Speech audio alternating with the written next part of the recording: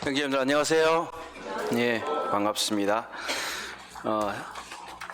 이제 지난 시간에 저희들이 마가복음을 이제 시작하고 오늘도 계속해서 형제자매님들과 함께 마가복음을 나누도록 하겠습니다. 오늘은 마가복음 1장과 2장 그리고 3장에 있는 몇몇 구절을 통해서 어부를 부르는 목자라고 하는 제목으로 함께 말씀을 나누도록 하겠습니다.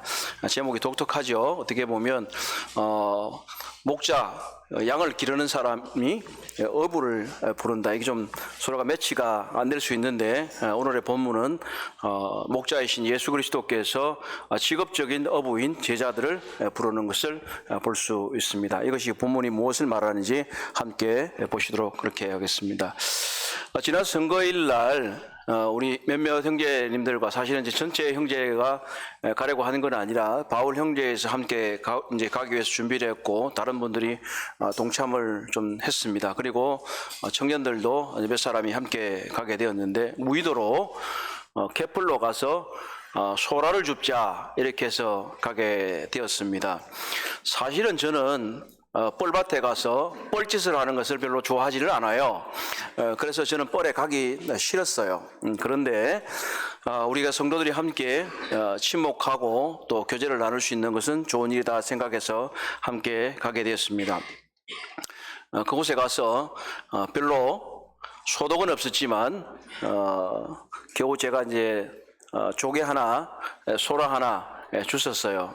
그런데 나중에 이제 홍경 자매님께서 이제 우리 김현우 형제님이 이제 많이 주시셨거든요. 그리고 그 무의도가 고향인 최정균 형제님이 좀 독특한 것들을 몇 마리 잡으셨어요. 뭐 새우하고 또 그리고 물고기를 어떻게 잡았는지 좀 이해할 수가 없는데 이렇게 뭐 다니는 거를 뻘밭에서 잡은 건지 아니면 물에 들어가시는지는 뭐 대답을 안 해주셔서 잘 모르겠습니다만 어쨌든 무의도가 고향이니까 가능했다고 좀 생각이 되기는 합니다. 그리고 홍은경 자매님이 이제 댁에 이제 김현우 형제님이 가지고 가시니까 처음에는 양이 많아서 한 바게스를 가지고 전부 다 사진만 열심히 찍었거든요. 자기가 안 주신 건데도 이렇게 뭐 내가 주신 것처럼 이렇게 찍었어요. 그리고 집에 갔다 이렇게 열어보니까 그 조개 안에 소라 안에 그게 조개 껍질이 아니고 조개 껍질과 소라 껍질 안에 조개와 소라가 있는 줄로 생각하고 열심히 집에 가는데 그걸 해감을 하기 위해서 집에 물에 봤더니 조개나 소라는 없고 개펄만 들어있었다 하는 얘기를 들었습니다. 그런 얘기를 들으면서 역시 어부는 아무나 되는 게 아니구나 하는 생각을 하게 됐습니다.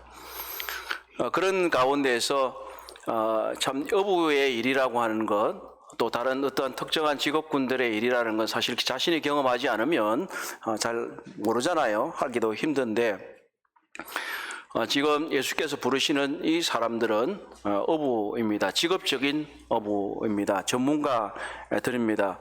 이 사람들이 어떻게 목자이신 예수께서 그들을 부르실 때 그들의 직업을 버려두고 예수님을 따라갔는지, 왜 그렇게 하였는지, 또 그들은 무엇을 하였는지를 우리가 함께 나누어 보려고 합니다.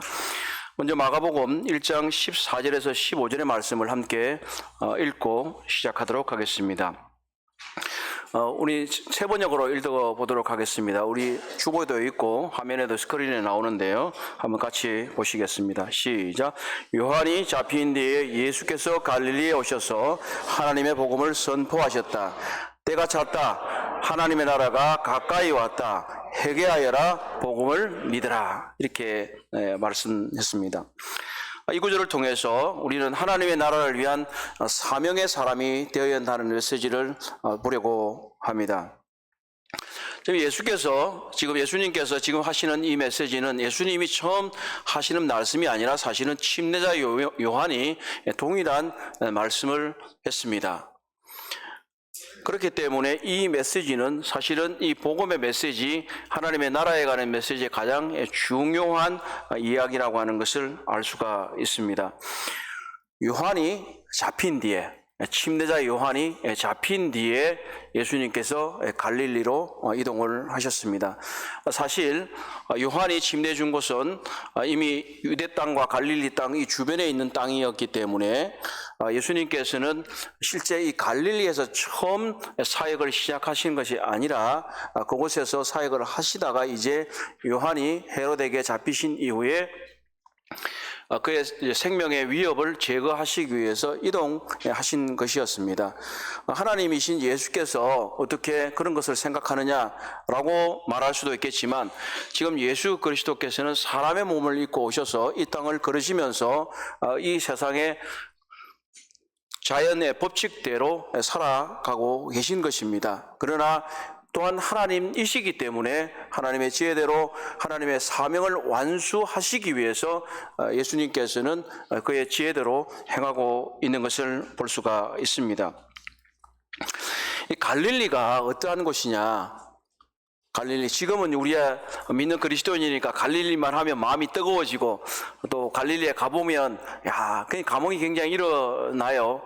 예수님께서 이곳을 다니셨구나 하는 그런 이제 마음이 들지만 실제로 갈릴리는 촌이에요. 촌, 시골. 조금 전에 말씀드린 무의도 같은 데예요. 사실은. 지금이야 무의도도 다리가 놓여져서 들어가고 뭐 한악의 해수욕장이나 뭐 이렇게 해서 가지만 사실 뭐가 있겠어요? 예전에는 뭐 그런 섬이 있는지도 잘 모르는 그런 다시 여기에서 나오는 다른 제자들 중에서 이 나다나엘이라는 사람이 이제 예수님을 소개받을 때 뭐라 그러냐면 나사렛에서 무슨 선한 것이 나겠느냐 이렇게 얘기를 해요. 그렇다는 얘기는 뭐예요? 아이고 참 뭐 별 것 없는 동네다 하는 그런 이제 물론 이 지역을 지금 폄하하는 것이 아니라 사람들의 인식 가운데 그런 지역이라고 하는 거예요. 예수께서 다른 곳이 아니라 이곳을 선택해서 복음을 전하기 시작하셨다고 하는 사실입니다. 그분은 나사렛이 고향이었고 이제 갈릴리 해변가로 바닷가를 걸어 다니시면서 복음을 전하신 것입니다. 그분이 처음에 말씀하신 것은 이 하나님의 복음에 관한 이야기입니다. 그리스도의 복음이라고 말하지 않고 하나님의 복음이라고 말했습니다. 이것은 이 하나님의라고 하는 단어가 주는 의미는 두 가지 정도로 얘기할 수가 있는데, 하나는 하나님이 주시는 하나님께 속한 복음이라고 하는 의미가 될 수도 있고, 또 하나는 하나님에 관한 복음이라고 하는 뜻일 수도 있습니다. 그래서 이것을 두 개를 다 합하면 하나님의 소유, 하나님께 속한 복음으로서 바로 하나님께로 인도하는 그러한 복음을 말한다 할 수 있을 것입니다. 이것은 또한 하나님의 왕국의 복음이라고 말할 수 있습니다.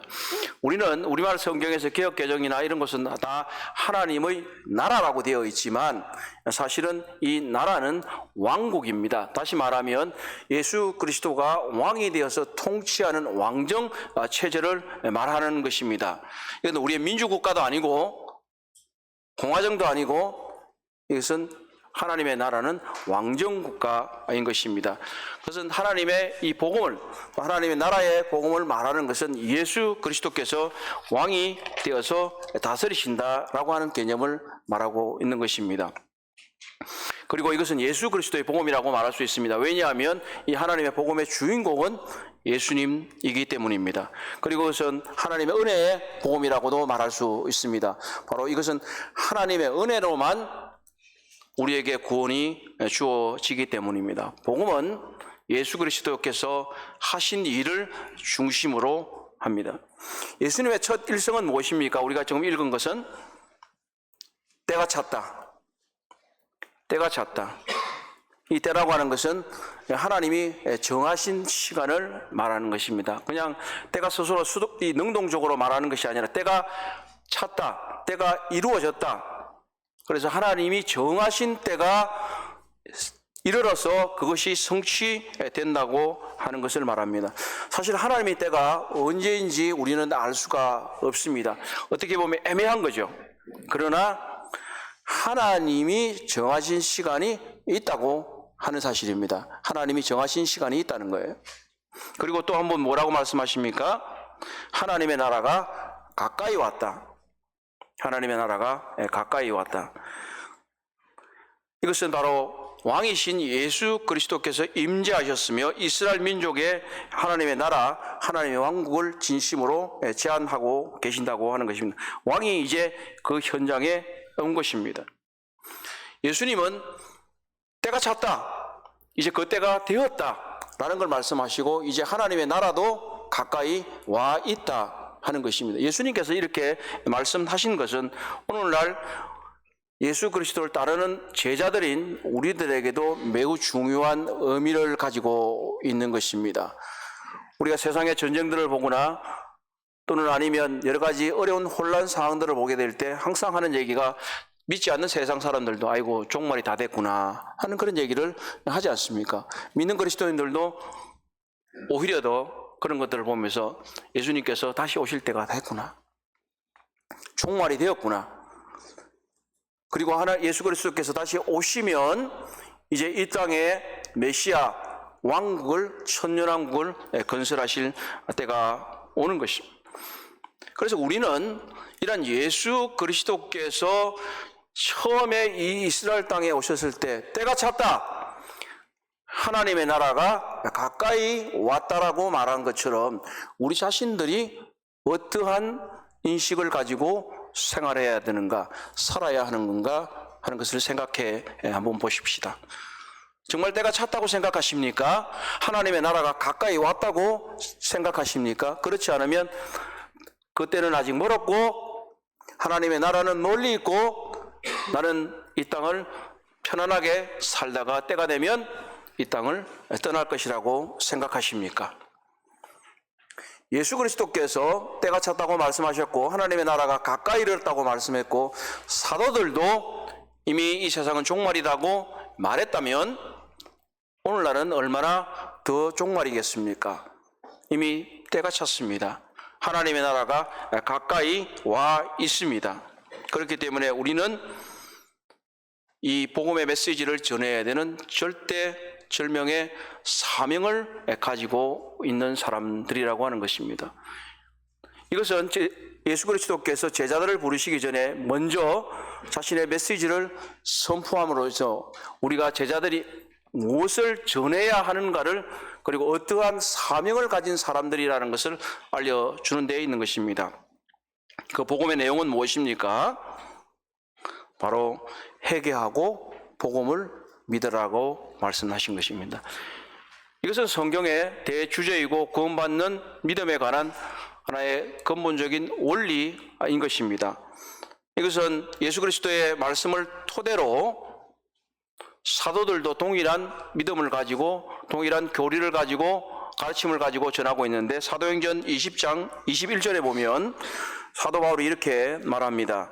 유대인들과 헬라인들에게 하나님께 대한 회개와 우리 주 예수 그리스도께 대한 믿음을 정언했다. 이렇게 말씀합니다. 하나님께 대한 회개와 우리 주 예수 그리스도께 대한 믿음이라고 사도 바울은 사도행전 20장에서 말하고 있는 것입니다. 복음의 메시지의 내용은 바로 하나님께 대한 회개와 예수 그리스도께 대한 믿음이라고 하는 것입니다. 이 회개는 단순한 참회를 말하는 것은 아닙니다. 그냥 내 가오를 뉘우치는 정도의 말하는 것이 아니라 이것은 보통 메타노이아라고 일컬어지는 전문적인 용어로서 바로 자기 자신에 대한 죄와 죄에 대해서 뉘우침과 후회를 할 뿐만 아니라 하나님께로서 돌아서는 행위를 말하는 것입니다. 우리가 새로운 길을 가기 위해서는 어떻게 해야 되겠습니까? 가던 길을 멈추는 것뿐만 아니라 그 방향을 돌려서 그 길로 가야 되는 것입니다. 형제자매님들, 길을 잘못 들었다고 생각하실 때 어떻게 하십니까? 우선은 멈춰야겠죠. 그리고 요즘은 잘 보니까 네이버 앱을 통해서 길을 보시든지 뭐 어떻게 하시든지 간에 다시 길을 탐색하면 그 길이 맞다고 생각하면 돌아서서 다른 길로 가는 것입니다. 무둔한 사람만이, 미련한 사람은 그냥 자기 고집대로 그 가던 길을 계속 가는 것입니다. 돌아가다 보면 나오겠지, 돌아가다 보면 안 나옵니다.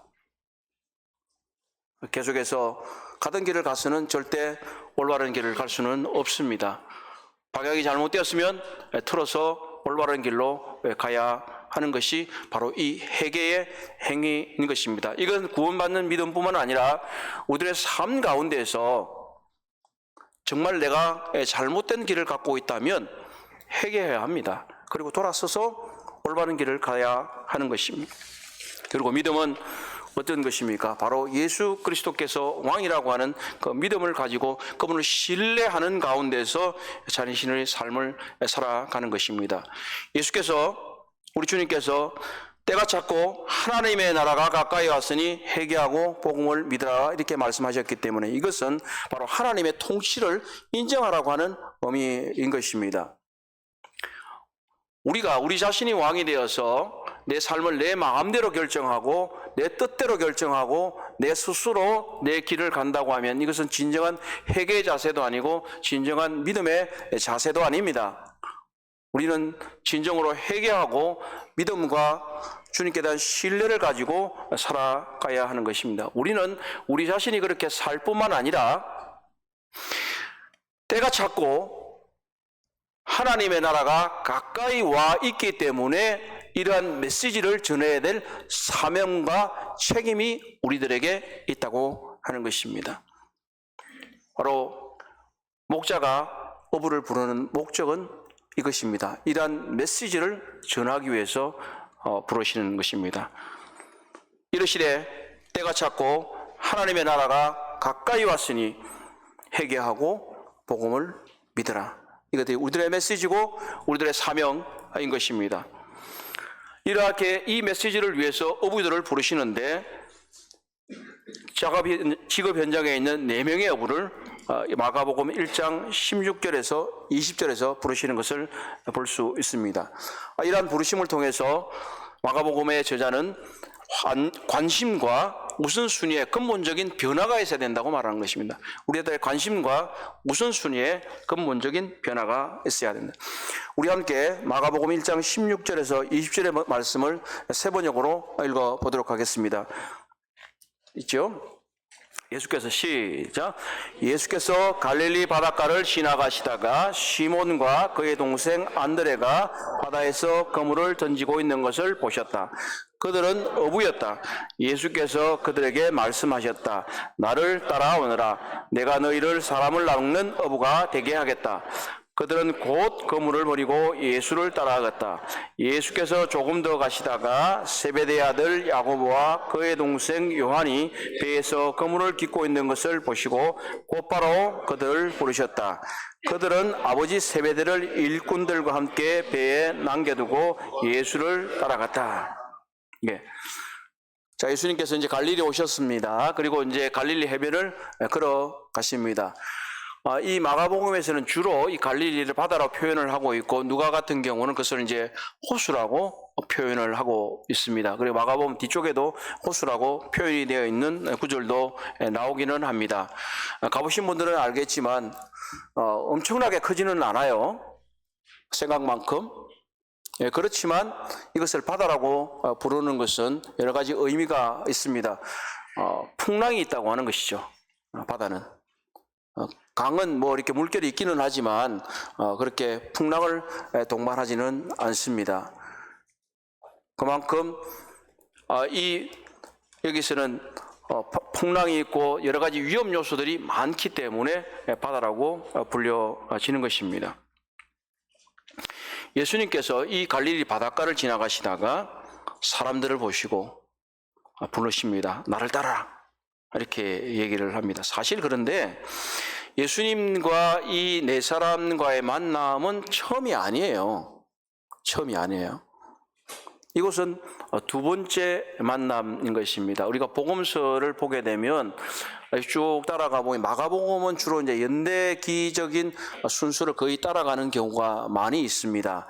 그렇지만 지금 여기 나와 있는 대로 곧이라고 하는 단어가 굉장히 많이 나온다고 말씀을 드렸잖아요. 곧, 즉시 이런 단어들이 많이 나오는데 이 마가복음의 경우는 사실은 군더더기 없이, 군더더기라는 표현이 좀 그렇기는 하지만 다른 많은 설명 없이 바로바로 그냥 말씀을 쭉 이어가고 있어요. 그렇기 때문에 어떻게 보면 마가복음의 저자인 마가가 자신의 어떤 기록을 전달하는 데 있어서 필요 없는 것이라고 여겨지는 것들은 생략을 하고 넘어가게 됩니다. 요한복음 1장 35절에서 49절에 보면 이미 요한이 침례주는 곳에서 이 베드로와 안드레와 야고보와 요한을 만납니다. 그곳에서 1차로 예수 그리스도께서는 구원으로 그들을 부르셨습니다. 그리고 이제 갈릴리에 오셔서 그들을 다시 보시고 그들을 제자도로 부르시는 것입니다. 이것이 예수님께서 이 베드로와 안드레와 야고보와 요한을 만났는데 이들이 구원을 받고 그냥 삶의 현장으로 간 것인지, 그렇지 않으면 그들이 그냥 다시 자신의 일상의 생활을 하고 영위하고 있었는지 우리는 잘 알 수는 없습니다. 그러나 잘 보면 예수께서 갈릴리로 그들을 찾아가셨다고 하는 사실입니다. 그리고 그들이 일을 하고 있을 때 찾아가셨다고 하는 것입니다.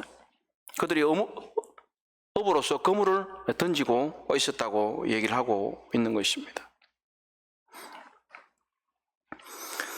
그들을 그래서 주님께서는 사람을 낚는 어부가 되게 해주겠다, 만들어 주시겠다, 이렇게 얘기를 하셨습니다. 사실 이 사람을 낚는 어부라는 단어 자체를 우리는 주로 어떤 의미에서 말하고 있나요? 주로 이제 전도자, 영혼을 얻는 사람이라고 하는 의미만 전달하는 경우가 있습니다. 그러나 이 문구의 배경이라든지 쓰이는 용법을 보면 반드시 전도자만을 의미하는 것은 아닙니다. 사실 그리고 이 예수님이 이 단어를 발명하시는 분이 아니에요. 이 단어를 예수님이 처음 쓴 분이 아니라는 거예요. 성경에는 나오니까 처음 쓴 분으로 생각되지만 사실은 이 고대 근동 지방에서 그리고 그리스 로마 세계에서는 가르침과 설득을 통해서 사람의 마음을 사로잡는 철학자나 다른 교사들에 대한 일반적인 설명이었습니다. 마치 어부가 미끼를 던져서 고기를 잡듯이 교사가 또는 철학자가 제자들에게 무언가를 제공해서 그들을 가르침으로 이끌어가는 그러한 것을 묘사하는 것입니다. 그렇기 때문에 이 사람을 낚는 어부가 된다고 하는 것은 단지 전도자만이 아니라 하나님의 말씀을 가르치는 일을 동반하는 것입니다. 우리가 처음에 말한 것처럼 마태복음에서 주로 예수님이 교사의 측면을 많이 묘사하고 있고 마가복음에서는 행동가로서 묘사된다고 말했지만 이런 것을 본다면 오히려 마가복음에서는 행동으로 가르치신다. 행동으로 가르치신다 하는 것을 우리가 알 수가 있습니다. 그리고 또한 이 구약 선지서에서는 이 고기잡이는 전쟁과 관련된 은유였습니다. 그래서 성경에 보게 되면 예레미야서에서 예레미야 16장에 보게 되면 어부를 불러 낚게 하거나 포수를 불러서 사냥하는 일은 하나님 앞에서 죄악을 행한 사람들에 대한 심판을 뜻합니다. 에스겔서에서도 애굽에 대한 하나님의 심판 행위로 고기를 낚는 행위를 말하고 있습니다. 그렇다면 사람을 낚는 어부는 이 세상을 향한 하나님의 심판을 선포하는 사람인 것입니다.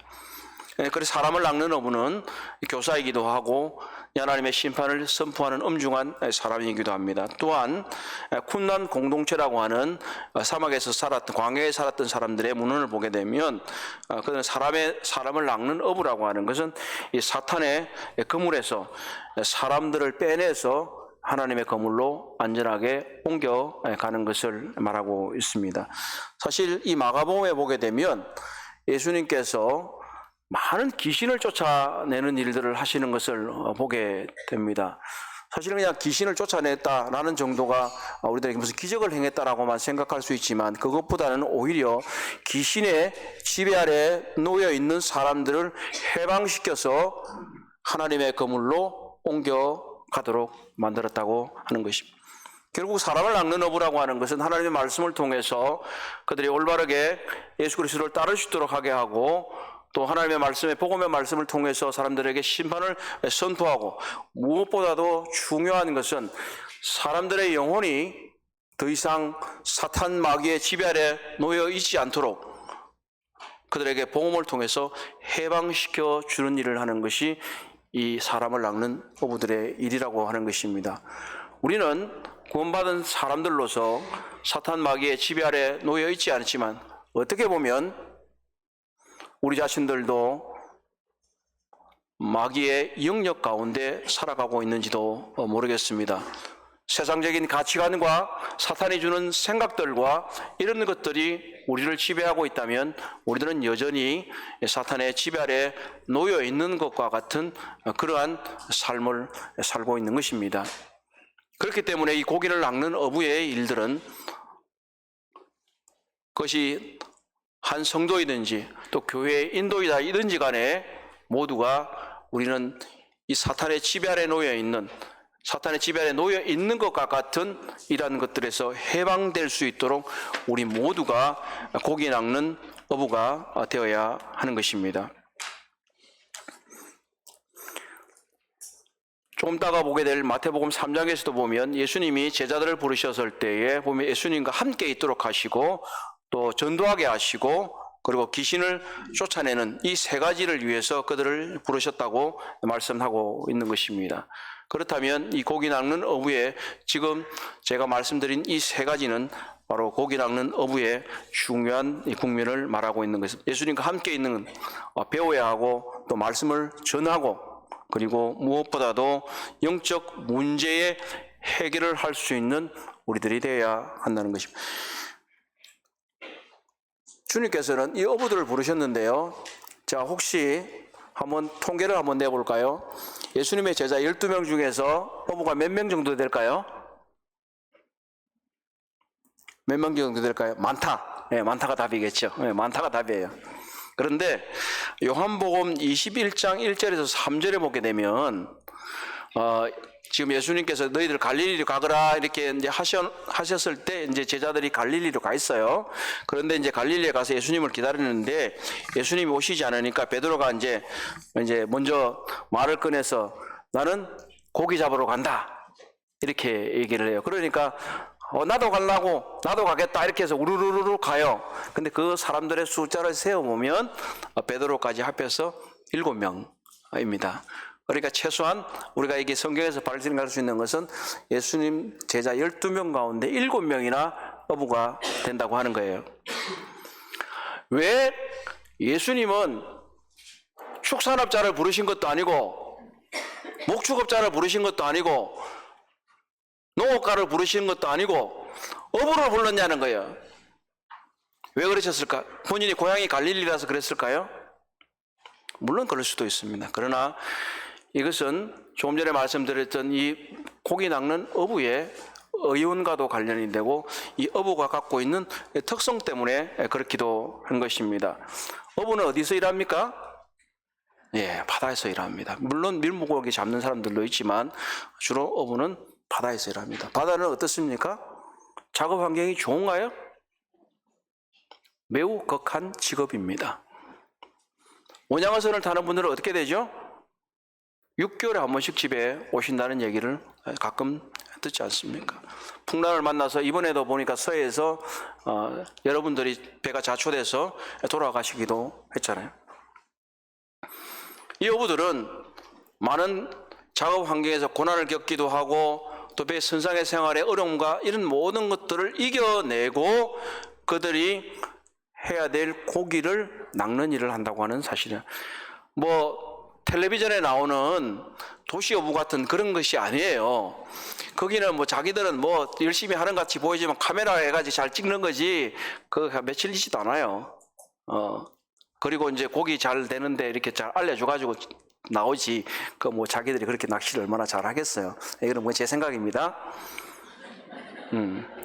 낚시하는 분들 저한테 또 뭐라 그럴지 모르겠지만 그러나 이 바다에서 낚시하는 사람들은 용기가 있어야 되고 서로 협력해야 합니다. 그리고 인내가 있어야 됩니다. 그리고 에너지도 있어야 됩니다. 그러니까 체력도 있어야 돼요. 그러니까 믿음도 있어야 돼요. 끈기도 있어야 돼요. 어부는 아무나 할 수 있는 게 아니에요. 이 직업적인 어부들로서 7명이나 되는 사람들이 예수님의 제자가 되어야 됐던 이유는 바로 이러한 어부들의 장점인 용기, 협력하는 능력, 인내, 에너지, 체력, 믿음, 끈기 그리고 잃어버린 영혼을 얻는 어려운 사역에서 성공할 수 있는 조건을 그들이 갖추고 있기 때문에 어부들을 불러셔야 될 것입니다. 프로 어부들은요, 포기하거나 불평할 수 있는 사람들이 아닙니다. 이 사람들은 직업적인 어부였다고 하는 것입니다. 그들은 고기를 잡는 일을 했기 때문에 사람들을 잡아서 예수님께로 인도해야 하는 일에 대해서 누구보다도 잘 훈련받을 수 있는 특성을 가지고 있었다고 하는 사실입니다. 이 어부들만은 또 부르신 건 아니에요. 예수님께서 마가복음 2장 13절에서 14절에 있는 말씀을 한번 보시도록 하겠습니다. 마가복음 2장 13절에 14절 세 번역으로 읽도록 하겠습니다. 스크린에 나왔죠? 예. 자, 한번 다시 같이 읽을까요? 예수께서 시작.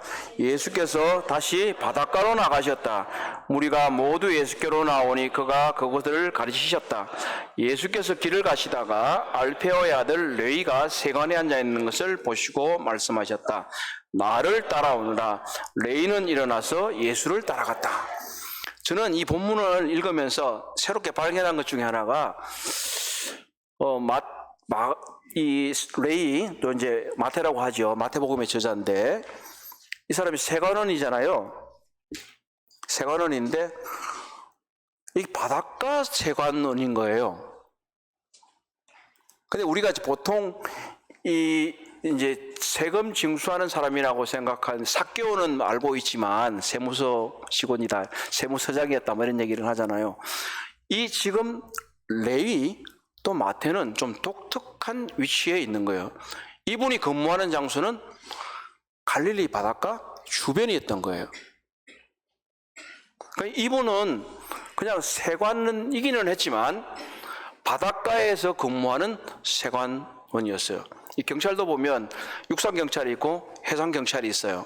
근데 뭐 말만 같은 이름만 경찰이지 그들이 하는 일은 사뭇 다르거든요. 근데 이분도 사실은 세관원이기는 했지만 세금을 징수하는 사람이었지만 바닷가의 일을 잘 알고 있는 사람이었다고 하는 것에 우리는 한번 생각해 볼 필요가 있습니다. 그리고 세관원은 이제 세리라고 했잖아요. 근데 예수님은 지금 어부를 부르실 뿐만 아니라 어부가 굉장히 존중받는 직업은 아닙니다. 이것을 우리가 직업에 기천이 있냐 없냐를 얘기하는 것이 아니라 사회적으로 그냥 그렇다는 얘기를 말씀을 드리는 겁니다. 어부가 굉장히 존중받는 직업은 아니에요. 그들이 뭐 이후에 보게 되면 어느 정도 일꾼도 두고 있는 것으로 보아서 단순한 영세한 어부는 아니었다 하는 것들을 이제 보게 되긴 하지만 그러나 뭐 사회적으로 존경을 받고 엄청난 지위에 있는 그런 사람들은 아니었어요. 그리고 세리는 어떻게 동족들에게 미움을 받는 사람들이었습니다. 근데 주님은 이런 사람들만 찾아다니신 거예요. 그래서 거기 얼마든지 제사장도 있을 테고 서기관도 있을 테고 바리새인도 있을 텐데 이런 사람들을 제자로 안 부르셨다는 거예요. 사람들에게 소외되고 지위가 낮고 이런 사람들을 부르셨다는 거예요. 하나님께서 우리 모두를 그렇게 부르신다는 것입니다. 물론 우리가 무조건 경제적으로 사회적으로 뭐 지위가 낮거나 금전이 없어야 된다 이런 얘기를 하는 것은 아닌 줄로 이미 다 아실 것입니다. 하나님께서는 우리가 어떠한 사회적 위치에 있든지 간에 어떠한 경제적인 여건에 있든지 간에 하나님은 우리를 제자로 부르신다고 하는 것입니다. 이 마태도 그렇고 지금 조금 전에 읽었던 4명의 제자들도 보게 되면 특이한 것들이 뭐예요? 우리말 성경 개역 개정에서는 예수님이 부르시니까 이렇게 얘기를 해요. 20절만 18절에 보게 되면 1장 18절에 곧 거물을 버려두고 따르느니라. 20절 그 부르시니 그 아버지 세배들을 품꾼과 함께 배에 버려두고 예수를 따라가니라. 이 뭘 어떻게 하냐면 거물을 버려두고 따라서 첫 번째 무리는 거물을 버려두고 자기 작업 도구, 경제적인 도구를 버려두고 가는 거예요. 그리고 한 번은 뭐예요? 아버지와 품꾼들을 버려두고 가는 거예요. 자기 인척 관계, 가족 관계를 버려두고 갔다고 하는 거예요. 그리고 이 마태의 경우도 뭐예요? 예수님이 부르니까 그냥 일어서서 따라갔다는 거예요. 일어서서 따라갔다. 이 버려두고라는 표현 때문에 무슨 가정을 버렸다는 생각을 하실 수 있는데 그런 건 아니에요. 여기 세 번역에는 보면 뭐래? 남겨두고 이렇게 얘기했잖아요. 그 이후에 보게 되면 베드로의 집에, 장모의 집에 들어가서 복음도 전하시고 이렇게 하는 걸 보면 여전히 관계가 유지되고 있었다는 것을 알 수가 있잖아요. 그렇기 때문에 뭐 버려두고라는 표현이 이제 나는 뭐 지금 우리 가족들하고는 아무 상관없어, 지금 주님만을 위해서 살아갈 거야, 이런 건 아니에요. 조금 전에 말씀드렸던 대로 이제 관점의 변화, 우선순위의 변화를 말하고 있는 겁니다. 관점의 변화, 우선순위의 변화. 내가 어떠한 삶을 살아야 하는가? 나의 관심의 영역은 도대체 무엇인가? 하는 겁니다. 이들에게 있어서 자신의 관심과 우선순위는 배 그물에 있는 것도 아니고 자기 아버지에게 있는 것도 아니고 자기 직업에 있는 것도 아니었다고 하는 것입니다. 특히 이 마태의 경우에는 어떻습니까? 로마의 관리였습니다. 예수님이 불렀다고 금방 떠났다는 게 무단 이탈이잖아요. 그러면 이 사람이 이렇게 했을 때는 다시 이 세관직에 복귀할 가능성이 없다는 것을 그는 이미 알고 있었어요. 다시 말하면 그는 다시 돌아갈 다리를 불태워버린 거예요. 다시 돌아갈 다리를 끊어버린 거예요. 저는 제 인생의 경험 속에서도 이러한 경험들을 가지고 있습니다. 많은 주님의 일꾼들이 더 이상 자신이 이전의 일상과 삶으로 돌아갈 수 있는 다리를 불태워버리고 다리를 끊어버리고 주와 복음을 위해서 헌신하는 분들을 발견할 수 있습니다. 우리가 비록 이 마태와 같이 그리고 다른 어부들과 같이 하지는 않을지라도 우리들의 관심과 우선순위의 영역에 있어서 주와 복음을 위해서 우리는 돌아갈 다리를 끊어야 합니다. 우리의 관심이 세속에 가 있고 우리들의 우선순위가 세상에 계속해서 가 있다면 주님의 일꾼으로서는 합당하지 않은 것입니다. 마태는 본문에서는 읽지 않지만 그가 예수님의 부르심을 받은 이후에 자기 집으로 가서 죄인인 자기 친구들을 초청합니다. 성경에서 여기서 죄인이라고 표현했을 때 마치 우리는 우리보다 엄청난 죄가 많아서 만날 죄만 짓고 사는 사람들이라고 생각할 수 있지만 그것보다는 오히려 이것은 성경적인 표현에 있어서 어렵게 되지 못한 사람들에 대한 표현이라고 보는 것이 더 좋을 것입니다. 그리고 유대적인 관념에 있어서 그들이 생각하는 올바른 직업에 종사하지 못하는 사람들, 이런 사람들을 죄인이라고 묘사하는 것을 볼 수 있습니다. 마태는 예수님의 부르심을 받자마자 자기의 동료도 있고 동료들을 불러서 함께 잔치하고 있는 것을 보게 됩니다. 우리는 우리들의 관심과 우선순위의 영역에 있어서 이제 내 주변 사람들에게 나의 관심이 바뀌었다, 우선순위가 바뀌었다라는 것을 이야기하여야 합니다.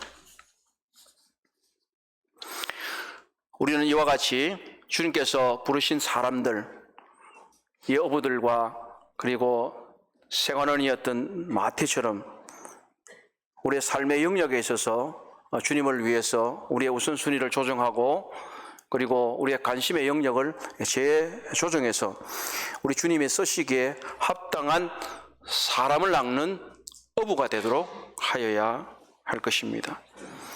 이러한 사람을 낚는 어부들은 마지막으로 13절에서 15절의 말씀에 보게 되면 협력해서 하나님의 교회를 새롭게 해야 한다고 말씀하고 있습니다.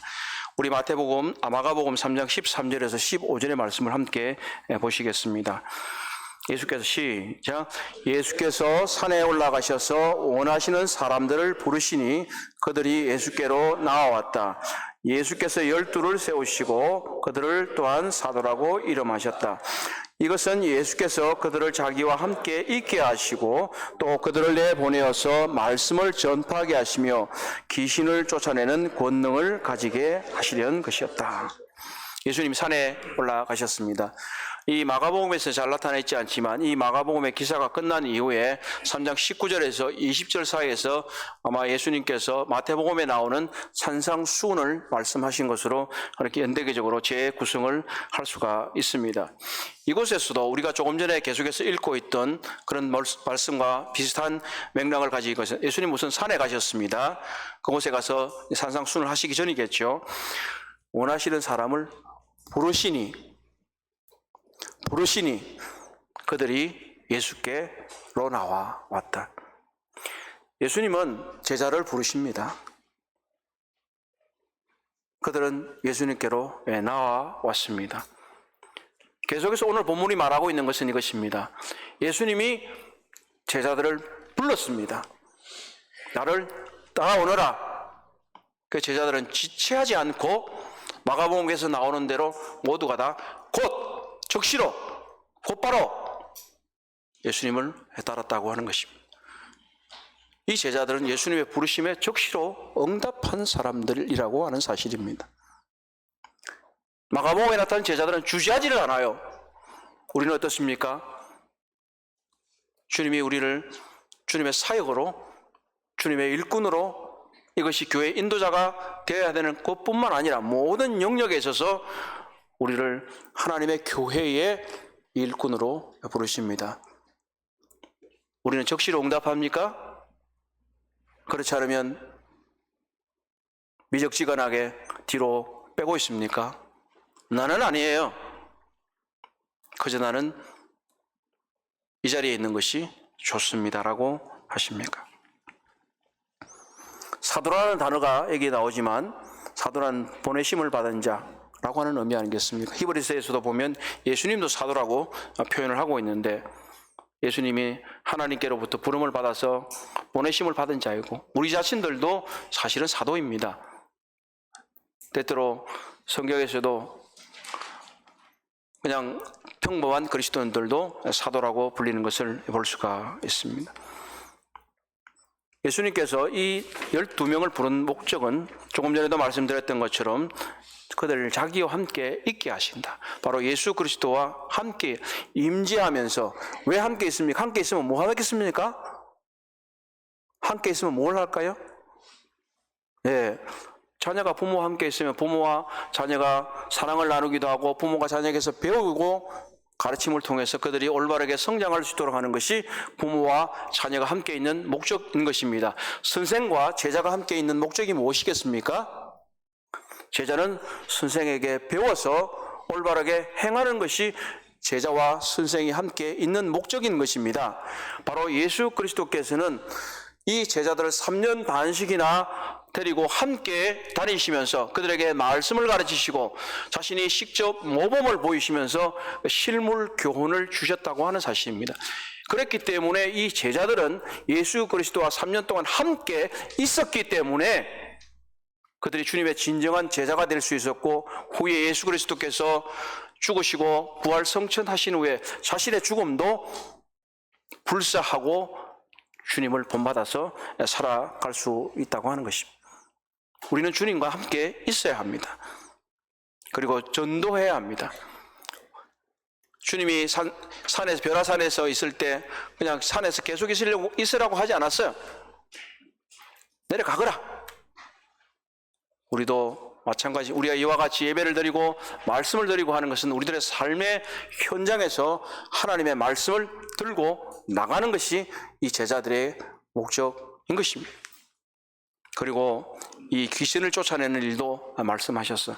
이것은 성경 시대에 귀신들이 많았기 때문에 이 얘기가 나와 있지만 오늘날 우리에게 적용하면 역시 어둠의 세력에 잡혀있는 사람들에게 우리는 하나님의 복음을 통해서 그들이 해방할 수 있는 바로 하나님의 능력을 우리가 보여주어야 하고 하나님의 능력을 우리가 행할 수 있어야 한다고 하는 사람입니다. 12명이 있잖아요. 12명 이제 이름은 제가 다 읽지 않겠지만 본문이 길기 때문에 하지만 12명이면 이스라엘의 12지파의 족장들의 숫자와 같지 않습니까? 그리고 베드로도 말하기를 우리를 사도와 선지자와 제사장으로 부르셨다. 이렇게 말씀하셨기 때문에 나라 제사장으로 삼으셨다 하고 하는 것은 바로 이 12사도를 통해서 주님께서 새로운 영적인 나라를 건설하고자 하시는 것입니다. 물론 이것을 뭐 가룟 유다까지 생각하실 필요는 없어요. 오늘은 그런 중점이 아니기 때문에 예수님의 선택에 잘못이 있는 것도 아니에요. 그것은 그의 잘못이고 예수님은 그것까지도 다 이미 계획하고 계셨기 때문에 그것은 문제가 전혀 되지 않습니다. 이 12사람을 사실은 우리 성경에는 잘 나타나 있지는 않지만 2명씩 나누어 볼 수가 있어요. 예수님께서 여기 보게 되면 마태복음 보면 나중에 이 제자들을 삼고 나서 2명씩 짝지어서 내어보냈다 이렇게 말씀하셨어요. 그러면 여기도 아마 2명씩 짝지어 갔을 거라고 보여집니다. 베드로와 안드레, 그리고 야고보, 요한, 빌립과 바돌로메, 도마와 마태, 알페오의 아들 야고보와 다데오, 그리고 열심당은 시몬과 가룟 유다라고 하는 형제자매님들, 여기 이제 우리 성경에 뭐라고 그랬죠?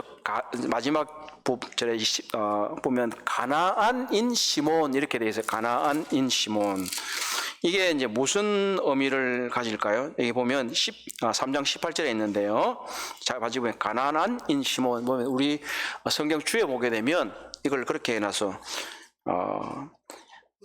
아람어에서 온 말로 열심당원이라는 뜻이다 이렇게 얘기를 했어요. 그래서 이 그냥 가나안 어떤 뭐 민족적인 특성을 말하는 것이 아니라 이 가나안 땅의 회복을 위해서 노력하는 그러한 소위 말하면 오늘날에 말하면 독립투사 같은 사람이라고 말할 수 있습니다. 형제자매님들, 우리가 조금 전에 보았던 세가는 마태와 로마에 협력하는 마태와 이 열심당원 시몬이 12제자에 포함되어 있었습니다. 이 두 사람이 처음 만났을 때 어땠을까요? 마음에 들었을까요? 이야, 어떻게 저런 사람이 주님의 제자가 될 수 있나? 이렇게 생각하지 않았겠습니까? 그럼에도 불구하고 이들이 12제자로 부르심을 받았을 때에 그들의 과거의 배경이나 사회적인 위치나 이런 모든 것들을 버려두고 주님 안에서 이제 주님을 위해서 복음을 위해서 하나가 되어서 열심으로 섬긴 것입니다. 우리가 때때로 우리들 가운데서도 우리들의 사회적인 배경과 또 여러 가지 다른 차원의 차이가 있을 수가 있습니다. 우리 모두가 다 흔쾌하게 다 마음에 드는 것이 아닐 수도 있습니다. 마음에 들어야 되는 것이 맞지만 아닐 수도 있습니다. 그럼에도 불구하고 12제자들 가운데 모든 사람들이 어떤 하나의 협력하는 토대에 있는 것은 아니었습니다. 그럼에도 불구하고 그들은 주님의 제자였기 때문에 그들이 협력해서 짝을 지어서 복음을 전하러 다녔다고 하는 것입니다. 그렇다면 우리 자신들이 어떠한 삶을 살아야겠는가? 하나님의 나라를 위해서, 하나님의 교회를 위해서 우리 모두가 어떠한 자세를 가지고 협력해서 새롭게 이 교회를 위해서 애쓰고 힘써야 하겠는가 하는 것을 보게 됩니다. 조금 있다가 강구를 하게 될 때에 저희들이 이제 새롭게 세워지는 예비장로님 2분을 발표할 것입니다. 장로들도 다 다른 배경들을 가지고 있고 또 어떤 경우는 다른 생각들을 가지고 있을 수도 있습니다. 그러나 이 12제자가 우리 주님을 중심으로 뭉쳐서 하나가 되어서 주와 복음을 위해서 교회를 세우고 새롭게 했던 것처럼 이제 이전까지의 장로들과 또 새로 세워지는 장로들과 그리고 우리 모든 성도들은 함께 협력해서 하나님의 교회를 새롭게 세워야 할 책임이 있습니다. 그러므로 성도님들께서는 이제 우리 12제자가 사람을 낚는 어부가 되어서 주님 앞에 헌신했던 것처럼 우리 모두가 사람을 낚는 어부가 되고 우리들의 차이나 다름에도 불구하고 우리는 한 마음과 한 뜻으로 협력해서 하나님의 교회가 올바르게 세워질 수 있도록 우리가 모두가 힘쓰고 애써서 이 12제자들이 주님 앞에서 칭찬받고 그들의 삶을 헌신해서 칭찬받았던 것처럼 우리 모두가 하나님의 교회, 우리들의 교회, 인천 부평교회를 위해서 서로 협력해서 우리들의 교회를 새롭게 만들어 가십시다. 아멘. 기도하겠습니다. 자비하신 우리 아버지 하나님 참 감사를 드립니다. 주께서 참 물고기를 낚는 어부를 부르셔서 사람을 낚는 어부가 되게 하시고 또 세관원도 불러서 사람을 낚는 어부가 되게 하신 것을 보았습니다. 12제자가 각각 다른 배경들을 가지고 있고 다른 생각들을 가지고 있을지라도 우리 주님을 중심으로 함께 협력해서 그들이 복음 전파에 진력했던 것처럼 이제 우리 모두가 우리 주 예수 그리스도와 그의 복음을 위해서 함께 협력하고 우리들의 교회를 새롭게 세워가는 일들을 저희들 모두가 함께 잘 감당할 수 있도록 주님 도와주시기를 기도드립니다. 이 모든 은혜를 감사하고 존귀하신 우리 주 예수 그리스도의 이름으로 기도합나이다. 아멘. 예, 감사합니다.